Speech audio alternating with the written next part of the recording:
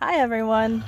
So I thought I'd make a little video on nail trimming since we don't know how long we're going to be without groomers right now. So I thought I'd show you some tools. These are really good nail trimmers for at home. They're not really a brand. You can just look on eBay or Amazon for orange nail trimmers and these will pop up. These are really good for your really thick nails. A lot of times dogs hate the pressure of the nail trim, and these have enough pressure that they can get through those really thick nails. And the key is you kind of want to do it fast, make a precise cut. Don't do like a half cut and then change your mind and do it a little closer. Then they feel your, here's Nala.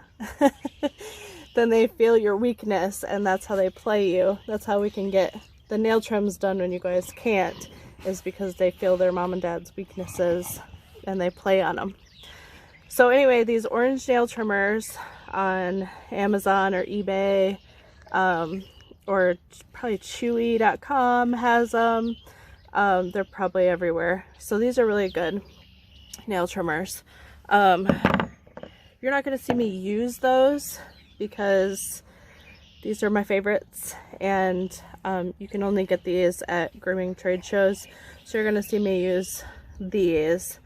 But those orange ones are really great for at home.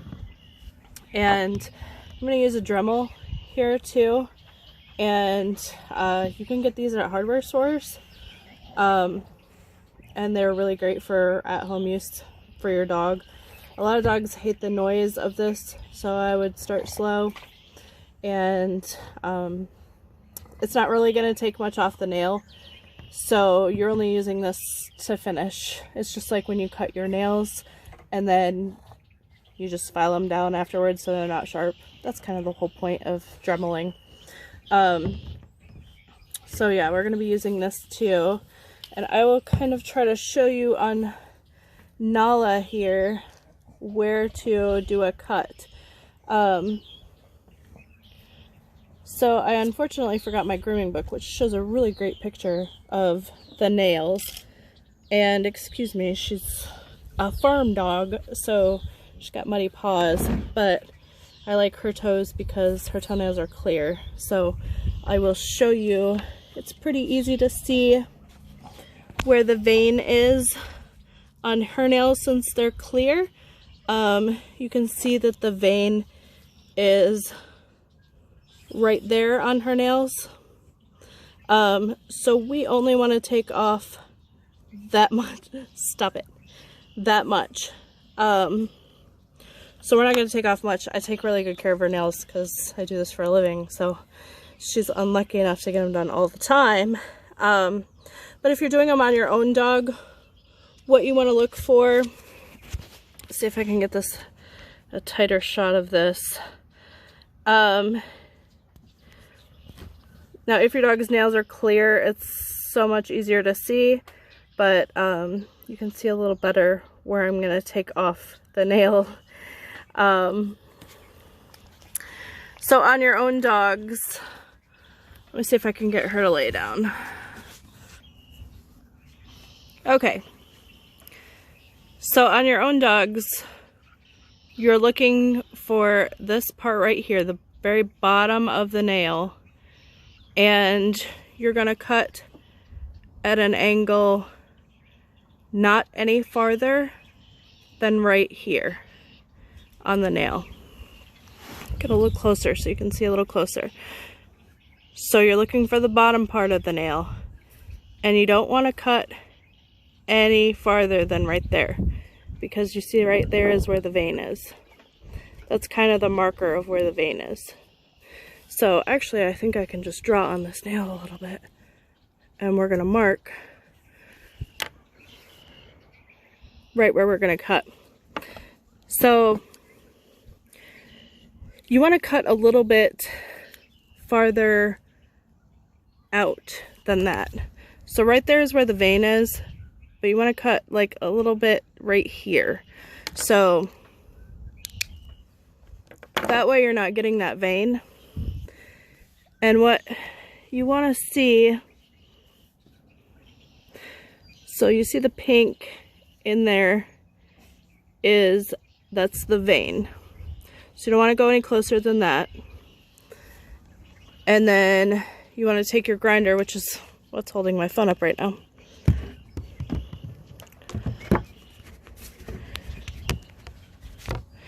So you can take your grinder and just, I know, you're okay though. Doesn't like laying down for this, so and you're just gonna kind of finish it off just like you would your nail.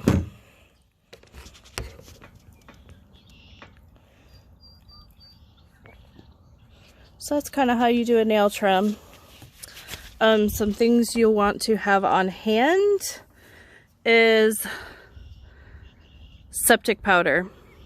If you cut too close, then you need to use this to get the bleeding to stop. If you don't have this, and any brand is fine, but if you don't have this and you can't really get it right now with everything being closed, you can also use some cornstarch. Okay, so the septic powder, you just want to get a little pinch and push it into the nail. You want to get that bleeding to stop if you quick a nail. And then just don't let them walk around on cement afterwards for a little while. Try not to anyway, because that will grind the nail down just like a nail file and open that back up. Another thing you might want to have on hand is some peroxide. If you get a lot of blood going on that, obviously just dab that on a cotton ball and it'll take the blood out of anything.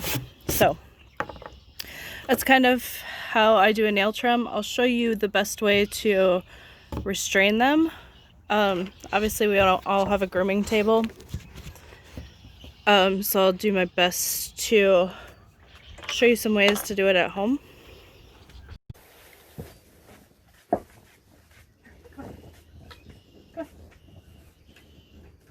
Where's Zena? Zena loves nail trims. She loves them. If you have a table is best to put them up on, even if it's not a grooming table. A kitchen table or something will be really great. If you have someone to restrain them, holding them like this on top of a table is your best restraint. Then they can do this leg underneath. They can get to all the legs. So, okay, I'll show you on Zena. If you happen to have anything that can hold their neck in the air, that is really great for them. They don't pay attention as much when they have something restraining their neck. If you ever notice in dog shows, they want their neck to be high and that tension on the chain to be strong so that they're confident and they're not worried about being anxious and that kind of thing. So Zena's pretty easy. She lets me do whatever to her. And I can't hardly ever take much off their nails. I unfortunately am solo because I don't live with anyone. So I can't show you close up how I'm doing these nail trims. But you do want to pay attention to how I'm naturally positioning the legs. Bending them in their natural position and then trimming is, you're going to get a lot less fight with them. So I just tip the nails on her. She doesn't need much. You're fine. Don't forget their dew claws.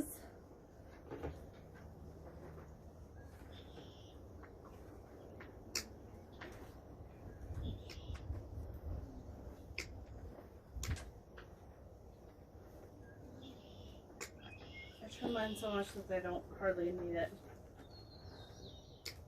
This is a really great time to clean the ears too. If you just get a cotton ball and some ear cleaner, if you have access to ear cleaner. If not, I have heard that this works really well for just, don't soak it so it doesn't go deep in the ear canal. But if you just dab a little bit on a cotton ball and just swirl it around the ears, they really love it. So if you make it into something like this, then they really love having their ears done. I'll show you that real quick. Step there, Zane. Stay there.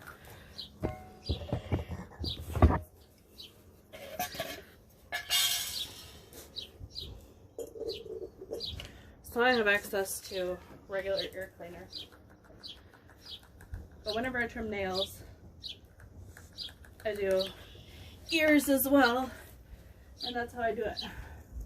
I don't let them sniff it first because the smell smells apparently terrible to them.